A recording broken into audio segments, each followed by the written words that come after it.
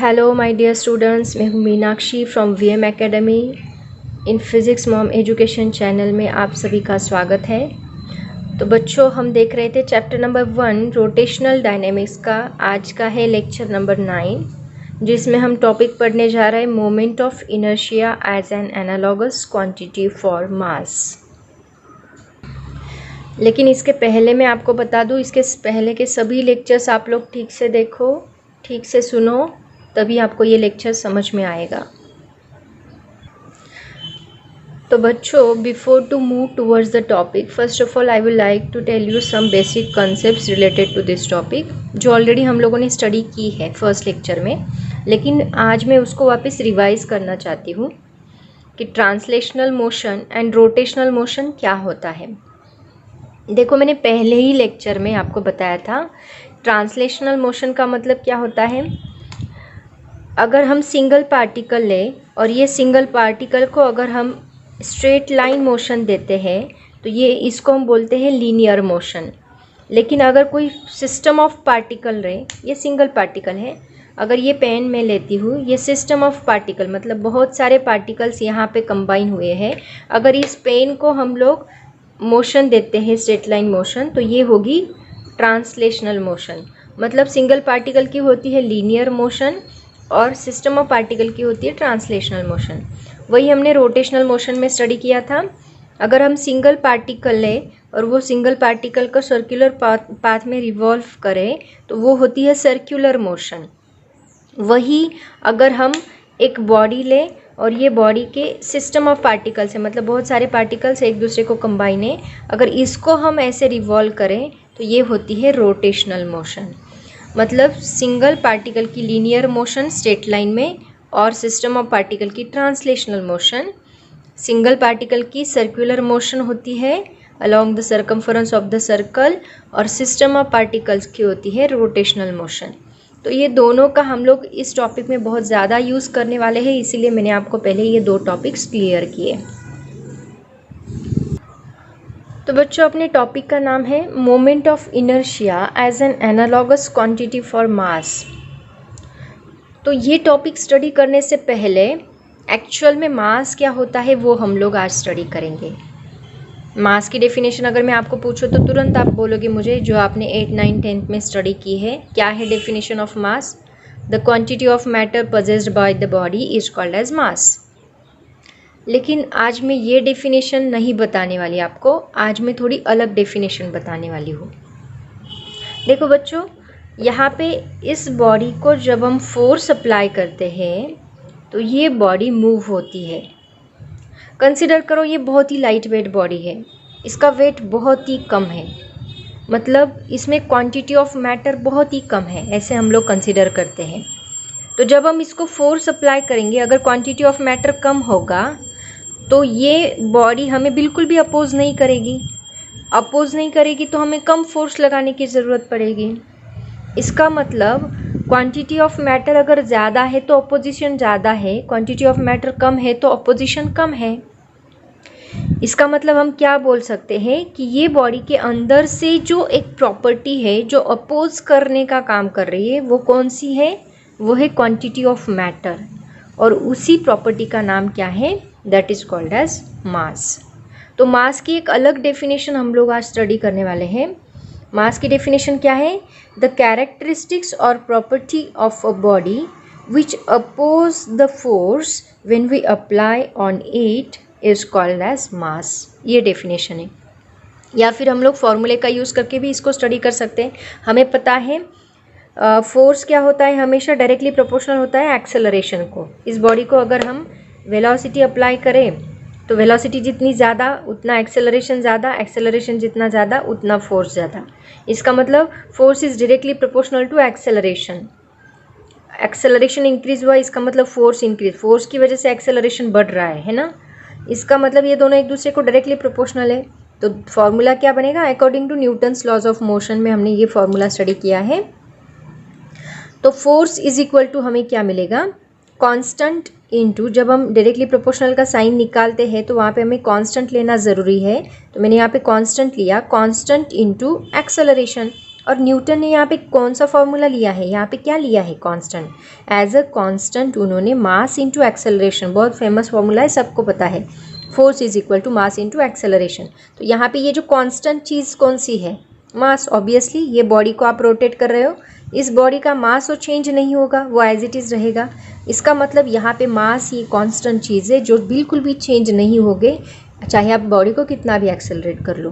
तो यहाँ पे मास की डेफिनेशन क्या बनेगी, देखो, mass is equal to this a will be transfer to this side, obviously it will divide, so M is equal to force divide by acceleration. आ गया फॉर्मूला। मतलब एक ऐसी क्वांटिटी, एक ऐसी कैरेक्टरिस्टिक्स है बॉडी की जो कि इस फोर्स को अपोज करने का काम कर रही है, उसी को हम लोग बोलते हैं मास ऑफ दैट बॉडी। ये डेफिनेशन है मास की।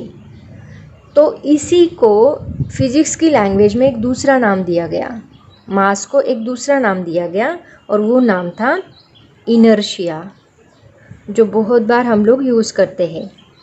तो इनर्शिया का मतलब क्या है, एक बॉडी की इनहरेंट प्रॉपर्टी, इनहरेंट मतलब इनबिल्ट है, जो बाहर से नहीं डाली है। मास हम लोग बाहर से डालते बॉडी में नहीं, वो बॉडी में ऑलरेडी मास होता है। तो बॉडी की एक इनहरेंट प्रॉपर्टी है जो कि उसी पोजीशन में रहना चाहती है, उसी पोजीशन में रहना चाहती है। मतलब अगर ये बॉडी रेस्ट पोजीशन में है तो इसको रेस्ट पोजीशन में ही रहना है। ये बॉडी यहाँ से तब तक नहीं हिलेगी जब तक कोई एक्सटर्नल फोर्स आके इसको नहीं हिलाता। जैसे कि हमें सोना है, मम्मी उठाती है, हमें सोना ही है, हमारी बॉडी अभी रेस्ट पोजीशन में है, तो हमको उठना नहीं है जब तक मम्मी नहीं उठाती। वैसे ही ये बॉडी का है, उसको उसी पोजीशन में रहना है। क्यों? क्योंकि बॉडी का इनर्शिया क्या कर रहा है, उसको अपोज करने का काम कर रहा है। बॉडी के अंदर जो प्रॉपर्टी है, जो कैरेक्टरिस्टिक है, जो इनहरेंट है, इनबिल्ट है, मतलब वो बॉडी का मास, वो क्या कर रहा है, अपोज करने का काम कर रहा है। ऐसे ही ये हो गया रेस्ट का, ऐसे ही होगा मोशन में। अगर कंसीडर करो ये बॉडी मोशन में है, तो ये बॉडी मोशन में तब तक रहेगी जब तक कोई एक्सटर्नल फोर्स आके उसको नहीं रुकाता। फॉर एग्जांपल, हम गाड़ी में बैठे हैं, गाड़ी में बैठने के बाद हमारी बॉडी मोशन में होती है, और जब तक हम लोग बॉडी को नहीं रुकाते तब तक कोई ड्राइवर जब ब्रेक लगाता है तब हमारी बॉडी आगे जाती है। क्यों आगे जाती है? क्योंकि हमारी बॉडी को उसी पोजीशन में रहना है, वो अपोज करने का काम कर रही है। लेकिन ब्रेक लगाने की वजह से एक्सटर्नल फोर्स लगा और बॉडी रुक गई, बट उसने अपोज किया, उसकी वजह से वो आगे झुकी। ऐसा उसका मीनिंग है। तो ये जो उसकी प्रॉपर्टी है अंदर की इनहरेंट, उसी पोजीशन में रहने की, चेंज को अपोज करने की प्रॉपर्टी को हम इनर्शिया बोलते हैं। What is called? चेंज को अपोज करने की प्रॉपर्टी को हम क्या बोलते हैं? इनर्शिया बोलते हैं। और उसी का दूसरा नाम, कौन सी प्रॉपर्टी अपोज करती है? Quantity of matter. और क्वांटिटी ऑफ मैटर ही क्या होता है? It is called as mass. लेकिन ये जो दो चीज़ें हैं, मास एंड इनर्शिया, ये किस में है? It is in translatory motion. Translatory motion में इसको हम मास बोलेंगे, रोटेटरी मोशन में इसको दूसरा नाम है। ट्रांसलेटरी मोशन में इसको कहा जाता है इनर्शिया और मास। क्योंकि देखो ये बॉडी है, ये बॉडी के ऊपर जब मैं फोर्स अप्लाई करूँगी तो ये पूरी की पूरी बॉडी यहाँ से मूव हो रही है, यहाँ से पूरी की पूरी बॉडी मूव हो रही है। इसका मतलब पूरे मास के ऊपर फोर्स अप्लाई हो रहा है। लेकिन रोटेशनल मोशन में ऐसे नहीं होता, बॉडी के पूरे मास के ऊपर फोर्स अप्लाई नहीं होता। कैसे, वो मैं आपको बताती हूँ। बस आप इतना याद रखो, मास और इनर्शिया ट्रांसलेटरी मोशन में कहा जाता है।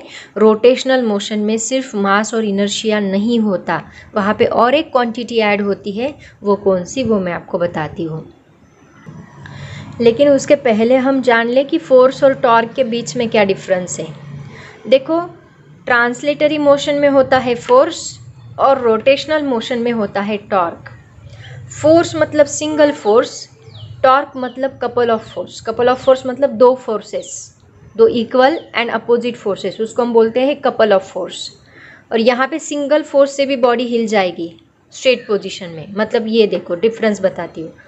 ये बॉडी है, इसको मैंने सिंगल फोर्स अप्लाई किया, सिंगल फोर्स अप्लाई करने के बाद बॉडी स्ट्रेट पोजीशन में मूव हो रही है। ओके, लेकिन अगर मुझे इस बॉडी को रोटेट करना है तो सिंगल फोर्स नहीं चलेगा, मुझे दो फोर्सेस अप्लाई करने होंगे। इसको अगर मुझे रोटेट करना है तो दो फोर्सेस अप्लाई करने होंगे। एक फोर्स मैं इस डायरेक्शन में लगाऊंगी, एक फोर्स मैं इस डायरेक्शन में लगाऊंगी। देखो, जब इक्वल एंड अपोजिट फोर्सेस में लगाती हूँ तो बॉडी क्या होती है, रोटेट होती है। तो ये हो गया टॉर्क। अगर मैंने सिंगल फोर्स लगाया तो बॉडी आगे गई, तो ये हो गया फोर्स। इसको हम बोलेंगे बॉडी ट्रांसलेटरी मोशन में है। जब मैंने दो फोर्सेस लगाए इक्वल, ये देखो, ये इस साइड में लग रही हो, ये इस साइड में लग रहा है, डायरेक्शन दोनों की चेंज है, इसलिए बोलते हैं इक्वल एंड अपोजिट फोर्सेस। तो जब मैं इसको ऐसे फोर्स लगाती हूँ तो बॉडी क्या करती है, रोटेशनल मोशन करती है। और इसी चीज़ को हम लोग बोलते हैं टॉर्क। टॉर्क का मतलब इक्वल एंड अपोजिट फोर्सेस, दो फोर्सेस जो इक्वल हैं एंड अपोजिट हैं। इसका मतलब बॉडी को जब आपको रोटेट करना है तो दो फोर्सेस की ज़रूरत होती है। दो फोर्सेस की ज़रूरत होती है, मतलब कपल ऑफ फोर्स की ज़रूरत होती है। और इसीलिए हम लोग इसको फोर्स नहीं बोलते। रोटेशनल मोशन में हमेशा टॉर्क होता है, ट्रांसलेटरी मोशन में हमेशा फोर्स होता है। और टॉर्क का, जैसे फोर्स का फॉर्मूला क्या है, मास इनटू एक्सेलरेशन है। टॉर्क का फॉर्मूला क्या होता है, एक force into perpendicular distance, force into perpendicular distance, जिसको हम लोग बोलते हैं आर से डिनोट करते हैं। मतलब परपेंडिकुलर डिस्टेंस मतलब बॉडी यहाँ से, सपोज यहाँ से ऐसे रोटेट हो रही है तो ये एक्सिस है, एक्सिस ऑफ रोटेशन है। यहाँ पे ये बॉडी का एक्सिस ऑफ रोटेशन है, तो ये एक्सिस से परपेंडिकुलर डिस्टेंस, ये डिस्टेंस को हम लोग बोलते हैं परपेंडिकुलर डिस्टेंस। तो यहाँ पे torque is equal to force into perpendicular distance. ये डिस्टेंस बहुत मैटर करता है। कैसे, वही हम नेक्स्ट टॉपिक में स्टडी करने वाले हैं। तो ये टॉर्क का, ये 11th में हम लोगों ने ऑलरेडी स्टडी किया है, बट मैंने रिवाइज किया क्योंकि हम लोग यहाँ पे उसको यूटिलाइज करने वाले हैं, इसलिए। तो देखो बच्चों, मैंने अभी अभी आपको बताया कि ट्रांसलेटरी मोशन में जो अपोज करती है चेंज को, उस प्रॉपर्टी को हम लोग बोलते हैं इनर्शिया। ये डेफिनेशंस मैंने बताई है, बट मैंने लास्ट में नोट्स देने वाली हूँ, उसमें मैंने सभी डेफिनेशंस लिखी है अच्छे से। तो डोंट वरी, लिखो मत इसको, अभी बस आप सुनो जो मैं बता रही हूँ, उसको अंडरस्टैंड करने की कोशिश करो। तो उसको बोलते हैं inertia in translatory motion. But rotational motion में जो चीज़ अपोज करने का काम करती है उसको बोला जाता है मोमेंट ऑफ इनर्शिया, और उसको हम डिनोट करते हैं कैपिटल आई से। तो मोमेंट ऑफ इनर्शिया मतलब क्या, बॉडी की एक इनहरेंट प्रॉपर्टी, इनहरेंट कैरेक्टरिस्टिक्स। देखो यहाँ पे इनहरेंट वर्ड यूज़ करना बहुत ज़रूरी है। इनहरेंट का मतलब होता है अंदरूनी, जो ऑलरेडी उसके अंदर है, उसको हम बाहर से नहीं डाल रहे। तो ये इनहरेंट कैरेक्टरिस्टिक्स है बॉडी की रोटेटिंग सिस्टम की। कौन से सिस्टम की, जो रोटेट हो रही है उस सिस्टम की, उसको रोटेट ही होना है। मतलब इसको एक बार रोटेशन दिया तो इसको रोटेट ही होना है। कब तक रोटेट होना है, जब तक उसको कोई बाहर का फोर्स आके रुकाता नहीं, तब तक ये रोटेट होते रहेगी। तो बॉडी की एक इनहेरेंट कैरेक्टरिस्टिक्स है रोटेटिंग सिस्टम की, पार्टिकल की, due to which it cannot change its condition of rotational motion. उसकी अंदर की प्रॉपर्टी जिसकी वजह से उसको रोटेशनल मोशन चेंज नहीं करना है, अपोज करना है चेंज को, उसी को हम लोग बोलते हैं मोमेंट ऑफ इनर्शिया। तो ये मोमेंट ऑफ इनर्शिया का फॉर्मूला क्या है, देखो, जैसे हमने मास का फॉर्मूला पढ़ा फोर्स अपॉन एक्सेलरेशन, वैसे मोमेंट ऑफ इनर्शिया का भी फॉर्मूला है। जैसे मैंने आपको बताया टॉर्क किसके ऊपर डिपेंड करता है, मास के ऊपर डिपेंड करता है, और दूसरा परपेंडिकुलर डिस्टेंस के ऊपर डिपेंड करता है। वैसे यहाँ पे मोमेंट ऑफ इनर्शिया भी परपेंडिकुलर डिस्टेंस के ऊपर डिपेंड करेगा ऑब्वियसली, क्योंकि डिस्ट्रीब्यूशन ऑफ मास पे वो बहुत ज़्यादा डिपेंड करता है। कैसे, देखो मैं बताऊंगी आपको। तो कंसीडर करते हैं ये एक बॉडी है, और ये बॉडी का ये एक पार्टिकल है, उसका मास है m1, और ऐसे हम उसको रोटेट कर रहे हैं, ऐसे रोटेट हो रही है।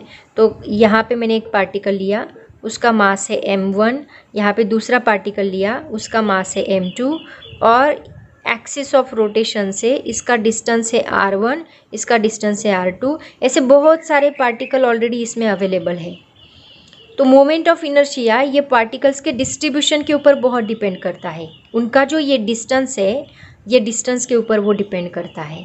तो इसका फॉर्मूला क्या बनता है, m1r1 square, m1r1 square plus m2r2 square and so on. ऐसे बहुत सारे पार्टिकल्स है, mn rn²। तो इन सभी की एडिशन, इसी को हम लोग बोलते हैं मोमेंट ऑफ इनर्शिया। इसीलिए मोमेंट ऑफ इनर्शिया को ऐसे भी डिफाइन किया जाता है, moment of inertia is defined as it is the sum of product of mass into square of perpendicular distance from the axis of rotation. ये axis of rotation है, ऐसे body rotate हो रही है, मतलब ये क्या हुआ, एक्सिस ऑफ रोटेशन। तो moment of inertia is equal to sum of product of mass into square of perpendicular distance from the axis of rotation called as moment of inertia. तो इसका फॉर्मूला क्या बनेगा, mi into RI², I is equal to 1 to n। ये उसका formula बनेगा moment of inertia का। देखो बच्चों, आपके बुक में उन्होंने बेसिक कॉन्सेप्ट्स निकाल दी है, मतलब यहाँ पे मैंने डायरेक्टली वर्ड यूज़ किया axis of rotation, but I think आपको एक्सिस ऑफ रोटेशन क्या होता है ये नहीं पता होगा। तो आई थिंक मुझे पहले एक्सिस ऑफ रोटेशन क्या होता है वो बताना चाहिए। अभी बस आप ये फॉर्मूला याद रखो। देखो फॉर्मूला क्या है, moment of inertia is equal to, इन सभी को हम एक फॉर्मूले में समअप करना चाहे तो ये जो प्लस साइन है उसकी जगह पे हम लोग क्या लेते हैं, समेशन लेते हैं। समेशन ऑफ ऑल पार्टिकल्स, मतलब आई इज इक्वल टू, यहाँ पे मैंने आई लिया है तो आई की जगह पे आप 1 डाल सकते हैं, 2 डाल सकते हैं, 3 डाल सकते हैं, कहाँ तक, n तक डाल सकते हैं, इसलिए हमने इसको ऐसे लिखा I is equal to 1 to n। और एम आई, यहाँ पे फॉर्मूला क्या है, m1r1² m2r2², तो यहाँ पे आएगा mi/ri²। तो इसको और दूसरे तरीके से डिफाइन किया जाता है, it is the sum of, और ये इन दोनों का क्या है, मल्टीप्लिकेशन मतलब product, it is the sum of product of mass and square of the perpendicular distance from the axis of rotation. तो ये एक्सिस ऑफ रोटेशन शायद आपको पता नहीं होगा, ये पहले के ओल्ड सिलेबस में था, पहले एक्सिस ऑफ रोटेशन क्या होता है वो एक्सप्लेन किया था, बट अभी उन्होंने डायरेक्टली मोमेंट ऑफ इनर्शिया डाला है, तो आई थिंक मुझे ये एक्सप्लेन करना चाहिए, मैं कर देती हूँ। तो देखो बच्चों, एक्सिस ऑफ रोटेशन क्या होता है, कंसिडर करते हैं एक बॉडी है ऐसे सर्कुलर मोशन में ऐसे रोटेट हो रही है, ऐसे कंसिडर करते हैं, ठीक है। तो देखो अगर मैं बॉडी का यहाँ का पार्टिकल कंसिडर करूँ तो ये पार्टिकल ऐसे रोटेट हो रहा है। अगर मैं यहाँ का पार्टिकल कंसिडर करूँ तो ये पार्टिकल ऐसे रोटेट हो रहा है। अगर मैं यहाँ का पार्टिकल कंसिडर करूँ तो ये पार्टिकल ऐसे रोटेट हो रहा है। मतलब ये जो सर्कल है इसका सेंटर यहाँ पे आएगा, इसका सेंटर यहाँ पे आएगा और इसका सेंटर यहाँ पे आएगा, और ये सभी सर्कल्स के सेंटर को मैं कनेक्ट कर दूँ तो यहाँ पे मुझे एक ऐसा एक्सिस मिलेगा। ये सभी सर्कल्स के सेंटर को अगर हम कनेक्ट कर दें तो यहाँ पे मुझे एक एक्सिस मिलेगा, और इसी एक्सिस को हम लोग क्या बोलते हैं, एक्सिस ऑफ रोटेशन। मतलब बॉडी के सभी पार्टिकल जिस एक्सिस के अराउंड रोटेट हो रहे हैं उसी एक्सिस को हम लोग बोलते हैं एक्सिस ऑफ रोटेशन। तो यहाँ पे देखो ये सभी पार्टिकल्स की, ऑलरेडी हमने इसके बारे में स्टडी किया है पहले लेक्चर में, ये सभी पार्टिकल्स जो है उनकी एंगुलर वेलोसिटी सेम रहेगी, क्योंकि ये इक्वल एंगल ट्रैवल कर रहे in equal interval of time. So angular displacement per unit time हर एक पार्टिकल का सेम है, इसीलिए यहाँ पे सभी पार्टिकल्स की एंगुलर वेलोसिटी सेम है, इसीलिए हम लोग इसको ऐसे डिनोट करते हैं, एक्सिस के अराउंड रोटेशन दिखाते हैं और वहाँ पे एक सिंगल ओमेगा कंसिडर करते हैं, क्योंकि सबके एंगुलर वेलोसिटी सेम है, और इसी को कहा जाता है रोटेशनल मोशन, और इसी को कहा जाता है एक्सिस ऑफ रोटेशन। तो यहाँ पे एक बात देखो, ये सभी पार्टिकल रोटेट हो रहे, लेकिन एक्सिस ऑफ रोटेशन के जो पार्टिकल है वो किससे बना है, एक्सिस ऑफ रोटेशन सेंटर, सभी सर्कल्स के सेंटर से बना है। तो यहाँ पे सभी पार्टिकल रोटेट हो रहे, रिवॉल्व हो रहे, लेकिन एक्सिस ऑफ रोटेशन के सभी पार्टिकल्स रिवॉल्व नहीं हो रहे, वो एज इट इज़ है। उसके अराउंड बाकी के पार्टिकल्स रिवॉल्व हो रहे, बट सभी सर्कल्स के सेंटर रिवॉल्व नहीं हो रहे। और एक बात मैं आपको यहाँ पे बता दूँ, देखो ये सर्कल जो है यहाँ का हम लोग ऐसा एक प्लेन कंसिडर करते हैं, एक प्लेन ऐसा कंसिडर करते हैं। तो ये प्लेन को, ये एक्सिस ऑफ रोटेशन क्या है, परपेंडिकुलर है। मतलब axis of rotation is always perpendicular to the plane of rotation. तो ये बात भी आपको याद रखनी है। ये हो गया एक्सिस ऑफ रोटेशन और ये हो गया प्लेन। तो यहाँ पे प्लेन, फॉर एग्जांपल ये ऐसे रोटेट हो रहा है तो ये एक्सिस ऑफ रोटेशन है, तो ये ऐसे रोटेट हो रहा है मतलब ये इसका प्लेन हो गया, तो ये एक्सिस ऑफ रोटेशन है मतलब ये एक्सिस ऑफ रोटेशन क्या है, इसको परपेंडिकुलर है। ऐसा उसका मीनिंग है। तो होप सो आपको एक्सिस ऑफ रोटेशन समझ में आया होगा। अगर आपको इसको डिटेल में चाहिए तो आप क्या कमेंट करो मुझे, मैं इसको और एक वीडियो बना के एक्सिस ऑफ रोटेशन का ग्रुप पे डाल दूँगी। तो मोमेंट ऑफ इनर्शिया देखो, मोमेंट ऑफ इनर्शिया का फॉर्मूला है I is equal to summation of I is equal to 1 to n MI/RI²। उसका SI यूनिट है किलोग्राम मीटर स्क्वायर, मास का आएगा किलोग्राम, यहाँ पे रेडियस डबल है इसका मतलब मीटर स्क्वायर आएगा, डायमेंशन आएगा, रेडियस डबल है तो L2 आएगा, मास सिंगल है तो M1 आएगा और टाइम है ही नहीं तो T0 आएगा। तो ये इसका dimension, SI unit end moment of inertia का फॉर्मूला। देखो बच्चों, मोमेंट ऑफ इनर्शिया जो है वो डिस्ट्रीब्यूशन ऑफ मास पे बहुत ज़्यादा डिपेंड करता है। एक्चुअली इसके फैक्टर्स कौन से हैं वो मैं आपको बताने वाली हूँ, लेकिन उसके पहले मैं आपको बता दूँ कि मोमेंट ऑफ इनर्शिया जो है सबसे बड़ा फैक्टर है distribution of mass moment of inertia का। तो वो कैसे, देखो इसके लिए हम एक बेस्ट एग्जांपल लेते हैं, उससे आपको एकदम क्लियर होगा कि वो मास पे कैसे डिपेंड करता है। देखो बच्चों, dependence of moment of inertia on मास, ये टॉपिक हम स्टडी करें उसके लिए मैं आपको डोर का एग्जांपल देती हूँ। देखो ये डोर है, ये डोर का यहाँ पे हैंडल है और यहाँ पे उसकी हिंजेस होती है। तो डोर का हैंडल कभी भी देखो यहाँ पे ही होता है, डोर का हैंडल यहाँ पे नहीं होता। क्यों नहीं होता, देखो अभी आप लोग, जब हम इसके ऊपर फोर्स अप्लाई करेंगे तो ये रोटेट होता है। डोर को जब हम फोर्स अप्लाई करेंगे तो ये क्या होगा, रोटेट होगा। तो आप बोलोगे कि मैम आपने बोला है कि रोटेशनल मोशन के लिए 2 फोर्सेस की ज़रूरत है, यहाँ पे तो एक ही फोर्स हम लोग लगा रहे हैं, बट आंसर रॉन्ग है। देखो जब हम यहाँ पे फोर्स लगाते हैं तो हिंजेस यहाँ पे फोर्स लगा रहे हैं, इसका मतलब जब हम इस डायरेक्शन में फोर्स लगा रहे हैं, डोर को ऐसे ओपन कर रहे हैं तो हिंजेस इस डायरेक्शन में फोर्स लगाने का काम कर रहे हैं, अपोजिट डायरेक्शन में फोर्स लगाने का काम। मतलब यहाँ का फोर्स और यहाँ का फोर्स कपल ऑफ फोर्स बन गया, इसका मतलब यहाँ पे भी इक्वल एंड अपोजिट फोर्सेस लग रहे हैं। इसका मतलब यहाँ पे टॉर्क अप्लाई हो रहा है और रोटेशनल मोशन कर रहा है डोर। तो हम बात कर रहे थे डिपेंडेंस ऑफ मास की। तो यहाँ पे देखो ये जो हैंडल है वो हमेशा यहाँ पे ही होता है, कभी आपने यहाँ पे हैंडल नहीं देखा होगा किसी डोर का। तो यहाँ पे क्यों होता है, देखो जब हम इससे दूर जाएंगे तो हमें कम फोर्स लगाने की ज़रूरत पड़ेगी। ये उसका एक्सिस ऑफ रोटेशन हो गया, राइट ना। डोर के सभी पार्टिकल कौन से एक्सिस के अलॉन्ग रोटेट हो रहे हैं, ये एक्सिस के अलॉन्ग रोटेट हो रहे हैं, इसका मतलब ये उसका एक्सिस ऑफ रोटेशन हो गया। तो यहाँ पे ये जो परपेंडिकुलर डिस्टेंस है,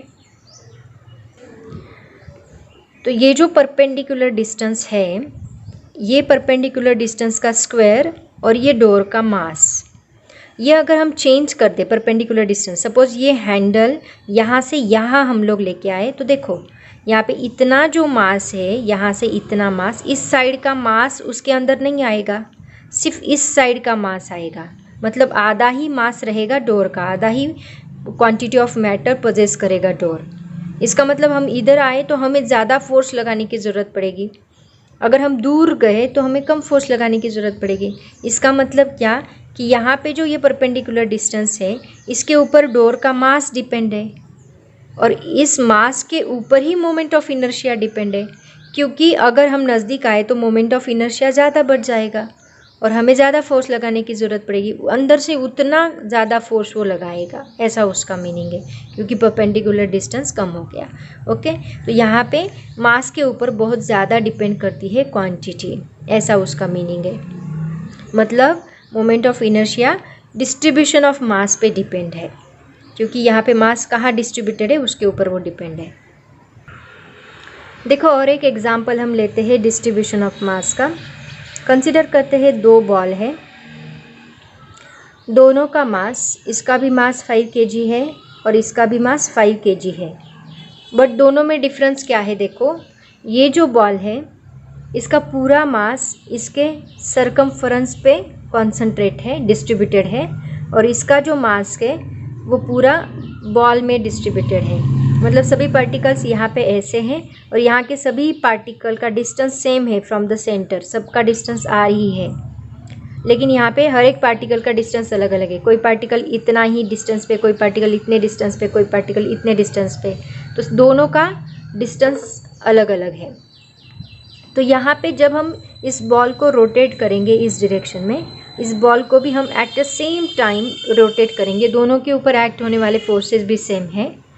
और रोटेशन देने के बाद यहाँ पे हम ऑब्ज़र्व करेंगे कि ये जो बॉल है वो यहाँ तक रोटेट होते होते आएगा, मतलब यहाँ से यहाँ तक वो रोटेट होते होते आएगा, ज़्यादा डिस्टेंस कवर करेगा। बट ये जो बॉल है वो यहाँ पे आके रुक जाएगा। एक्चुअली दोनों का मास भी सेम है, सिर्फ डिफरेंस क्या है, फोर्स भी हमने सेम लगाया, फिर भी ये बॉल यहाँ पे आके रुक गया और ये ज़्यादा देर तक चला। ऐसे क्यों? क्योंकि इसका जो मोमेंट ऑफ इनर्शिया है वो ज़्यादा है, अंदर से फोर्स ज़्यादा है, इसलिए बाहर का फोर्स उसके ऊपर अफेक्ट नहीं कर रहा है। लेकिन यहाँ पे क्या है, अंदर से फोर्स कम है, मतलब अंदर से मोमेंट ऑफ इनर्शिया कम है, इसीलिए अपोजिशन कम है और वो जल्दी रुक गया। ऐसे क्यों हुआ? क्योंकि देखो यहाँ पे मोमेंट ऑफ इनर्शिया का फॉर्मूला क्या है, I is equal to mr²। तो यहाँ पे जो इसका मास है वो सभी पार्टिकल का m1 m2, और जो डिस्टेंस है वो सभी पार्टिकल का सेम है। इसका मतलब यहाँ का I ज़्यादा रहेगा। बट यहाँ पे क्या होगा, I is equal to mr²। सभी पार्टिकल का r अलग अलग है, किसी का कम है, किसी का ज़्यादा है, सबका अलग अलग r है। उसकी वजह से मोमेंट ऑफ इनर्शिया कम हो गया। और मोमेंट ऑफ इनर्शिया कम हुआ, इसका मतलब अंदर से अपोजिशन कम हुआ। अंदर से अपोजिशन कम हुआ तो बाहर का फोर्स एक्ट होगा।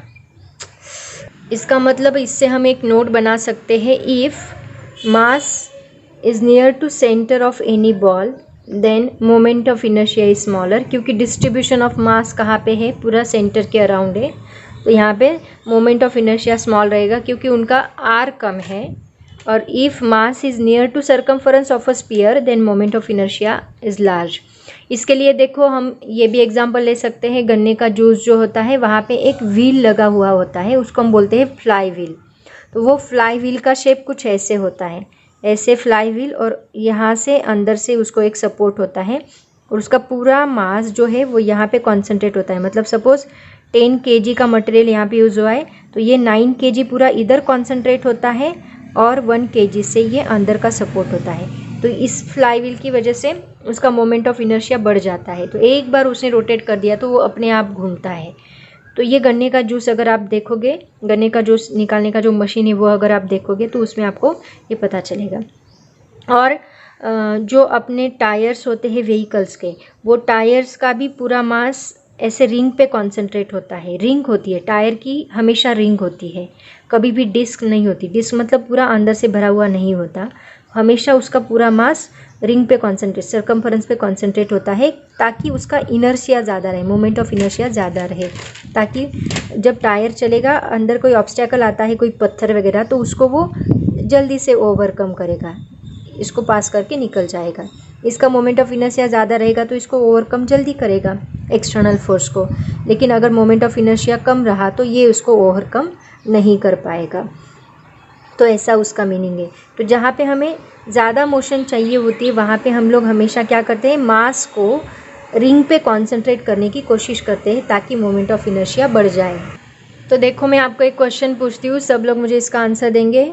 Why riding a ring is more comfortable than riding a disc? बोलो सब लोग answer. Because in ring the whole mass of the body is concentrated along the circumference of the circle, but in disc the mass of the body is concentrated near the center. तो अगर centre के पास उसका मास है, इसका मतलब moment of inertia कम होगा और ring में मोमेंट ऑफ इनर्शिया ज़्यादा होगा। इसीलिए riding a ring is more comfortable than riding a disc. इसलिए हम लोग टायर को भी रिंग यूज़ करते हैं हमेशा। So this is the main reason behind this. तो बच्चों उसके बाद देखो आज का टॉपिक जो है, स्टार्ट करने से पहले मैं आपको मोमेंट ऑफ इनर्शिया के फैक्टर्स बताती हूँ जिनके ऊपर मोमेंट ऑफ इनर्शिया डिपेंड करता है।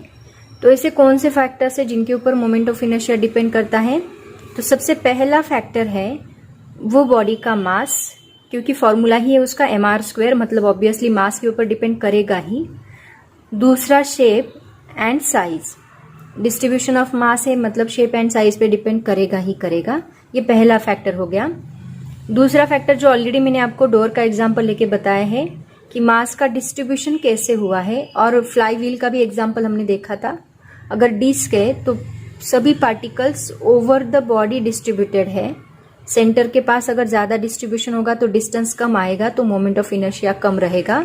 लेकिन वही along the circumference of the circle रहेगा तो उसका मोमेंट ऑफ इनर्शिया ज्यादा रहेगा।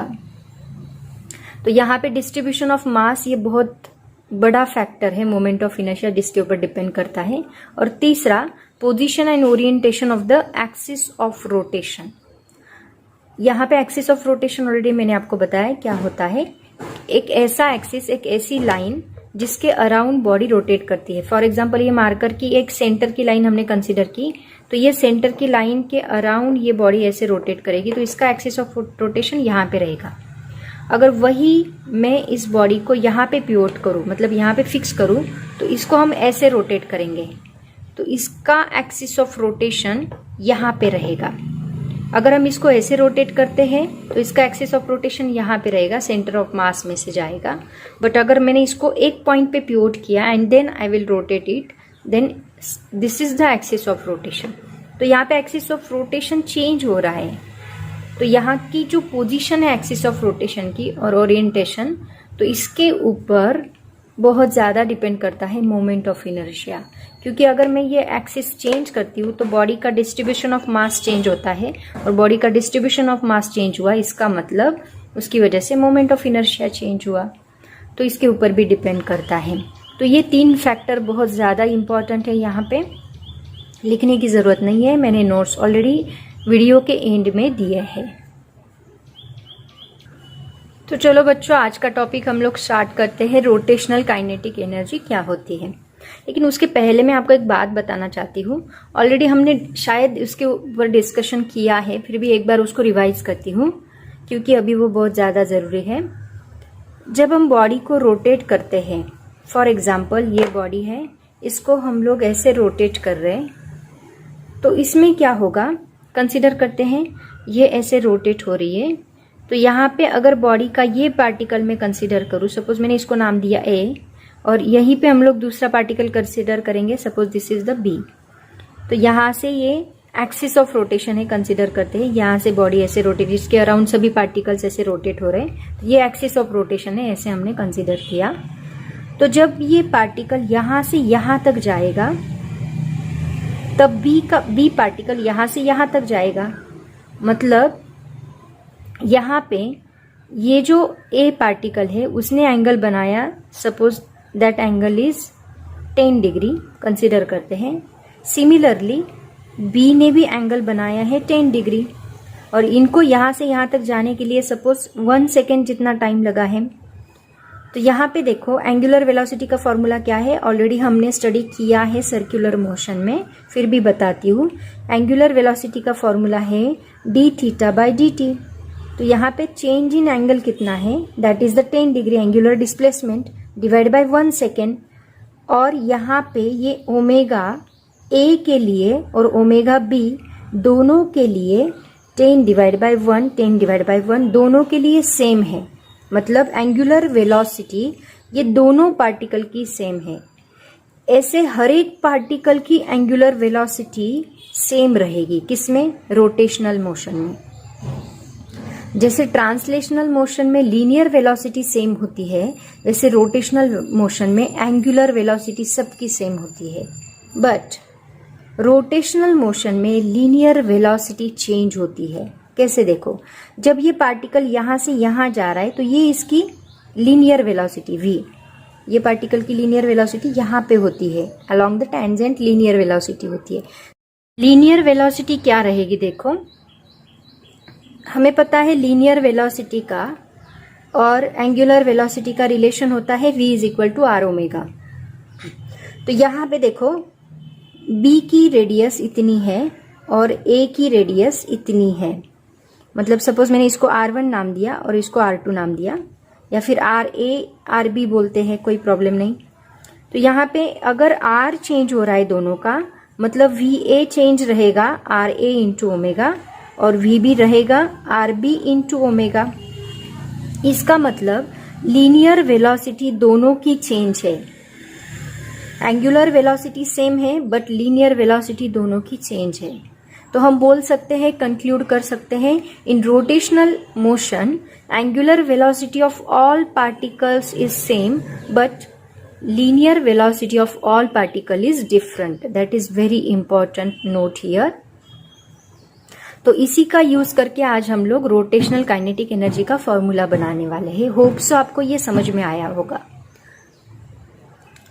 तो चलो डिराइव करते हैं रोटेशनल काइनेटिक एनर्जी का फॉर्मूला। इसके लिए हम लोग एक सिस्टम ऑफ पार्टिकल्स कंसीडर करेंगे, मतलब एक बॉडी कंसीडर करेंगे, रिजिड बॉडी, जिसको हम बोलते हैं सिस्टम ऑफ पार्टिकल्स। तो वो सिस्टम यहाँ पे डायग्राम निकालती हूँ ताकि ये डेरिवेशन के लिए हम यूटिलाइज कर सकते हैं। तो कंसीडर करते हैं एक सिस्टम ऑफ पार्टिकल्स है, एक ऐसी बॉडी है रिजिड बॉडी जिसको एक्सिस ऑफ रोटेशन उसका सेंटर से जा रहा है और इसको हमने रोटेट किया, ये उसका एक्सिस ऑफ रोटेशन है और इसको हमने यहाँ से ऐसे रोटेट किया है। एक सेकेंड, अब दिख रहा है, यहाँ से हमने रोटेट किया है with the angular velocity omega. तो यहाँ पे हम अलग अलग पार्टिकल्स कंसीडर करते हैं। यहाँ पे एक पार्टिकल है, यहाँ पे एक पार्टिकल है, यहाँ पे एक पार्टिकल है। सपोज इस पार्टिकल का मास है m1, इस पार्टिकल का मास है m2, इस पार्टिकल का मास है m3। तो इसका डिस्टेंस हम कंसीडर करेंगे r1, इसका डिस्टेंस हम कंसीडर करेंगे r2 और इसका डिस्टेंस हम कंसीडर करेंगे r3। तो इन सब की एंगुलर वेलोसिटी तो सेम रहेगी बट इसकी लीनियर वेलोसिटी जो है ये v2 है, ये v1 है और ये v3 है।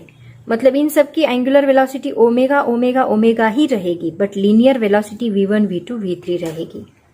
तो ये एक बॉडी सिस्टम ऑफ पार्टिकल्स हमने कंसीडर किया। अभी इसका काइनेटिक एनर्जी हमें निकालना है।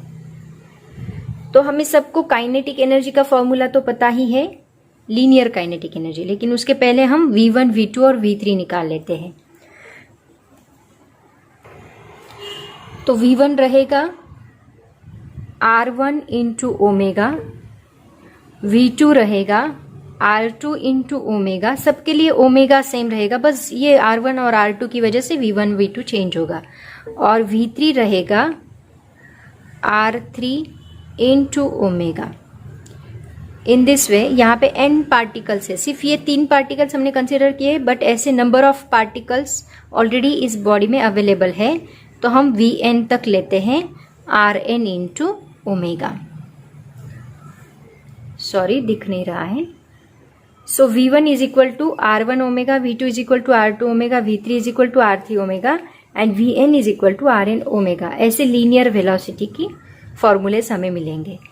उसके बाद काइनेटिक एनर्जी का फॉर्मूला सबको पता है। काइनेटिक एनर्जी हम निकालते हैं क्योंकि हमें वही निकालना है, रोटेशनल काइनेटिक एनर्जी।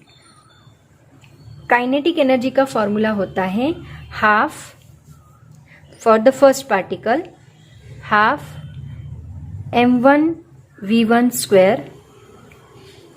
तो इसको अगर इस v1 की जगह पे अगर हम r1 ओमेगा डालेंगे तो हमें फॉर्मूला मिलेगा half m1 r1 square omega square. ये होगी kinetic energy of first particle.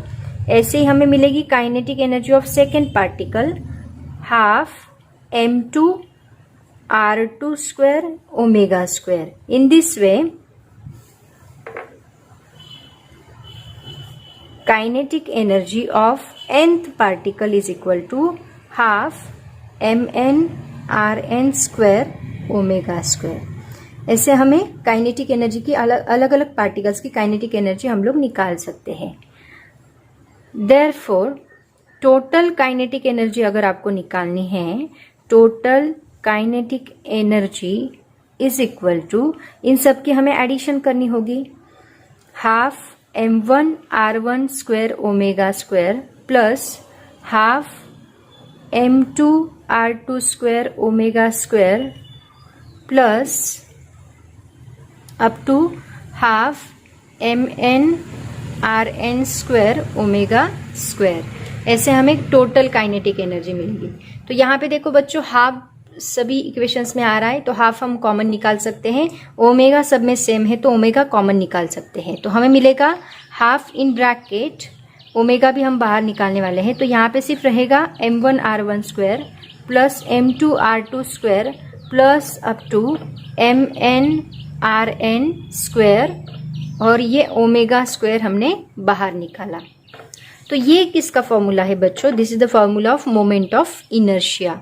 तो हम बोल सकते हैं half summation of M I R I square and I is equal to 1 to n into ये ओमेगा स्क्वायर यहाँ पे एज इट इज रहेगा।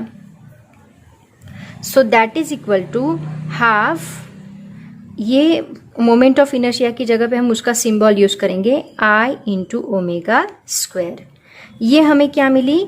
This is called as rotational kinetic energy, और इसका फॉर्मूला क्या है? Half I omega square. देखो बच्चों, ट्रांसलेशनल काइनेटिक एनर्जी का फॉर्मूला होता है half M V square. M is the inertia in translational motion और v is the linear velocity. तो यहाँ पे रोटेशनल मोशन में मास की जगह पे होता है moment of inertia that is I, और v मतलब लीनियर वेलोसिटी की जगह पे आएगा angular velocity that is omega. मतलब बस ये सिंबल्स को हमने रिप्लेस किया है, बाकी वही फॉर्मूला हमें यहाँ पे रोटेशनल काइनेटिक एनर्जी का मिला है, बस सिंबल्स को हमने रिप्लेस किया है।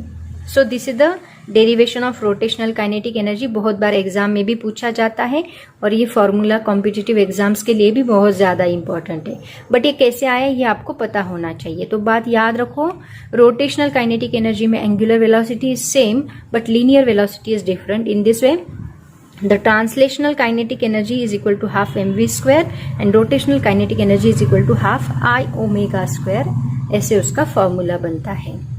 होप्स आपको ये डेरिवेशन समझ में आया होगा, लिखने की जरूरत नहीं है, मैंने डिटेल में नोट्स दिए हैं। देखो बच्चों, अक्सर एग्जाम में ये क्वेश्चन पूछा जाता है, to show kinetic energy is directly proportional to angular square of angular frequency N square.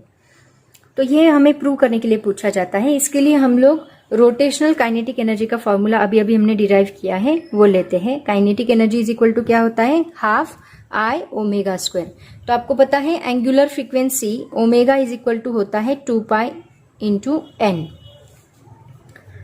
तो यहाँ पे अगर हम ओमेगा की जगह पे ये फॉर्मूला डाल दें तो kinetic energy is equal to हमें मिलेगा half I into 2 pi N bracket square that is equal to half I into 4 pi square N square. तो यहाँ पे ये जो टर्म्स है 4 pi and half and I, ये सभी टर्म्स यहाँ पे कांस्टेंट है, मतलब ये चेंज नहीं होने वाली। देखो कोई बॉडी है उसका मोमेंट ऑफ इनर्शिया चेंज नहीं होगा, पाई की वैल्यू तो कांस्टेंट ही रहेगी, 4 ही रहेगा, 4 का 8 नहीं होगा, हाफ ही रहेगा। तो ये सभी वैल्यूज यहाँ पे कांस्टेंट है। तो हम लोग लिखेंगे kinetic energy is equal to constant into N square, और इसी को हम लोग दूसरे फॉर्म में कैसे लिखते हैं? इसको हम ऐसे लिखते हैं kinetic energy is directly proportional to N square, और यही हमें प्रूव करना था। तो ऐसे आप लोग इसको प्रूव कर सकते हैं, kinetic energy is directly proportional to square of angular frequency. तो ऐसा अगर क्वेश्चन आए तो इस फॉर्मेट में उसको सॉल्व करना है। तो बच्चों, जो एनालॉजी हमने पूरे लेक्चर में पढ़ी है उसको एक ही टेबल में हम लोग सम अप करते हैं। देखो सबसे पहले यहाँ पे जो फिजिकल क्वांटिटी हम लोग लेने वाले हैं उसका ट्रांसलेशनल मोशन और रोटेशनल मोशन, ये दोनों में डिफरेंस हम देखने वाले हैं। तो सबसे पहले लेते हैं डिस्प्लेसमेंट। डिस्प्लेसमेंट ट्रांसलेशनल मोशन में होता है या फिर लीनियर मोशन में होता है, एस से हम लोग डिनोट करते हैं, और रोटेशनल मोशन में वो होता है एंगुलर डिस्प्लेसमेंट थीटा।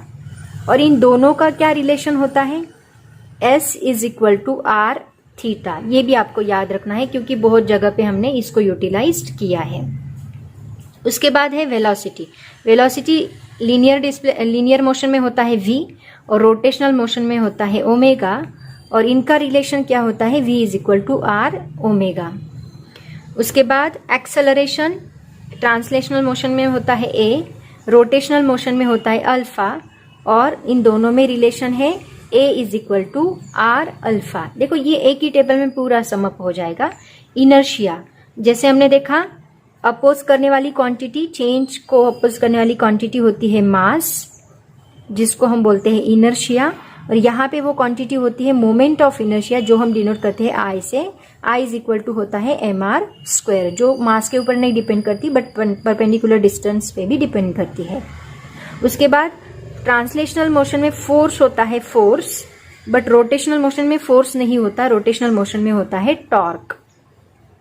और इसका फॉर्मूला देखा हमने, फोर्स इज इक्वल टू होता है मास इंटू एक्सेलरेशन, और torque that means tau is equal to होता है I into alpha. I replace M replace I, A replace alpha. Kinetic energy होती है यहाँ पे हाफ mv स्क्वायर, और रोटेशनल काइनेटिक एनर्जी होती है half I omega square. Potential energy होती है यहाँ पे mgh, जिसको हम बोलते हैं force into displacement, potential energy को बोलते हैं। और यहाँ पे फोर्स रिप्लेस होता है टाउ से, और डिस्प्लेसमेंट रिप्लेस होता है थीटा से, टॉर्क इंटू थीटा। पावर यहाँ पे होती है फोर्स इंटू वेलोसिटी, और यहाँ पे होती है टॉर्क इंटू एंगुलर वेलोसिटी। और मोमेंटम हमने देखा, मोमेंटम होता है मास इंटू वेलोसिटी, और यहाँ पे होता है आई इंटू ओमेगा। तो ये सभी कॉन्सेप्ट्स जो है इसी को हम लोग एनालॉगी बोलते हैं। ट्रांसलेशनल मोशन में एक अलग क्वांटिटी और उसी को रोटेशनल मोशन में सेम, बट सिंबल चेंज है और उसका मीनिंग भी चेंज है, क्योंकि ये रोटेट कर रही है बॉडी और ये सीधा सीधा डिस्टेंस ट्रेवल कर रही है स्ट्रेट लाइन में। ये डिफरेंस होता है दोनों में। तो ये टेबल भी मैंने नोट्स में दिया है और ये सभी टॉपिक्स मैंने नोट्स में कवर किए हैं। एक्चुअली ये आपके बुक में नहीं दिया है, बट ये बहुत ज़्यादा ज़रूरी है कॉम्पिटिटिव एग्जाम्स के लिए भी, और आपको रेगुलरली पता भी होना चाहिए कि दोनों में एग्जैक्टली डिफरेंस होता क्या है, ताकि आपको तुरंत क्लिक होगा जब न्यूमेरिकल आप लोग सॉल्व करोगे।